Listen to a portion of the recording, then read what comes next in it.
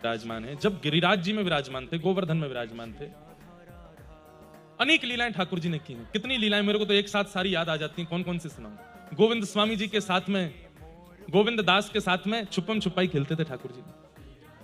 गोविंद दास के साथ में छुपम छुपाई खेलते थे।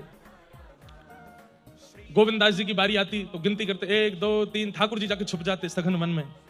पर गोविंद दास जी तो भक्त है ना, इतने चतुर, ठाकुर जी के श्री अंग जहां जहां स्पर्श होता वहीं वहीं सुगंधी हो जाती, तो सूंघ सूंघ करके पेड़ों को पहुंच गए। तभी देखा पीतांबरी लटकी हुई है ठाकुर जी की, ठाकुर जी को कर दिया, ठाकुर जी पकड़े गए।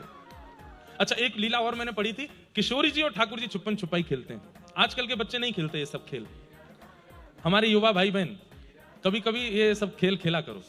और जैसे युवा सब लोग मिलकर के रविवार के दिन कोई प्रांगण में जाके कीर्तन करो, कीर्तन करके अपने सेवा के ठाकुर जी को वहां लेकर के जाओ, उनको बढ़िया मधुर विराजमान वृक्ष के नीचे करो, उनके सामने सखाओं की मंडली बना लो, फिर ठाकुर जी को ऐसे मानो कि ये हमारे साथ बैठे हैं, और फिर आप लोग क्रीड़ा करो। पर वो खेल होने चाहिए वही वाले ठाकुर जी वाले।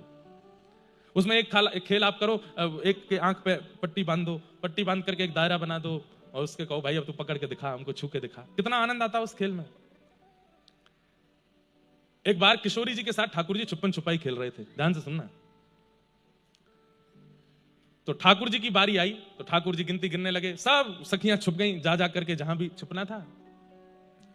इतने में ही ललिता जी गईं ठाकुर जी के पास, बोले सुनो। बोले हाँ, हमारी किशोरी जी इतनी भोली हैं, सबसे पहले वही मिल जाएंगी आपको, तो देख करके भी अनदेखा कर देना।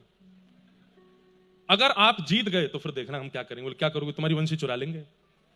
ठाकुर जी बोले ये कोई खेल है। बोले कि हाँ यही खेल है, हम लोगों को ढूंढो, हम लोगों को। किशोरी जी सामने आके खड़ी भी हो जाए तो भी कहना हे श्यामा जी तुम कहां हो, मुझे तो दिख ही नहीं रहे, अरे किशोरी जी कहां चली गई।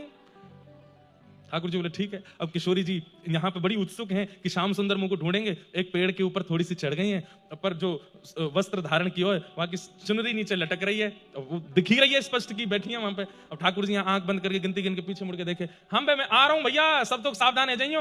अब सब सखियां इधर उधर, किशोरी जी सामने वाले पेड़ पे चढ़ रही हैं और नेक नेक से पत्तन में छुपा रही हैं अपने आप। ठाकुर जी बोले छुपो ना आवे, सामने ही बैठी हैं दिख रही हैं, और ललिता मुंह को देख रही है कि पकड़ी हो मत ने। किशोरी जी, ठाकुर जी इधर उधर ढूंढ रहे हैं, उस पेड़ के नीचे से ही निकल रहे हैं। किशोरी जी मुंह पे हाथ धर के बैठी हैं, कहीं मुंह को पहचान नहीं जाए। ठाकुर जी जैसे पेड़ के नीचे से निकले तो वो चुनरी इतनी नीचे है कि ठाकुर जी के मुकुट को स्पर्श है।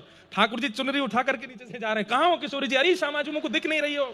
थोड़ी देर बाद किशोरी जी को लगी थक गए होंगे, मैंने एक सहज है जाऊं ताकि इनको दिख जाऊं। तो किशोरी जी ने एक नीचे आ गई। ठाकुर जी डोलते डोलते फिर लौट करके आए, देखिए तो और नीचे आ गई। तो ठाकुर जी फिर पीछे, अरे श्यामा जी तुम कहां चली गई हो, ऐसी निपुण हो खेल में, मिल ही नहीं रही है, अरे सबरी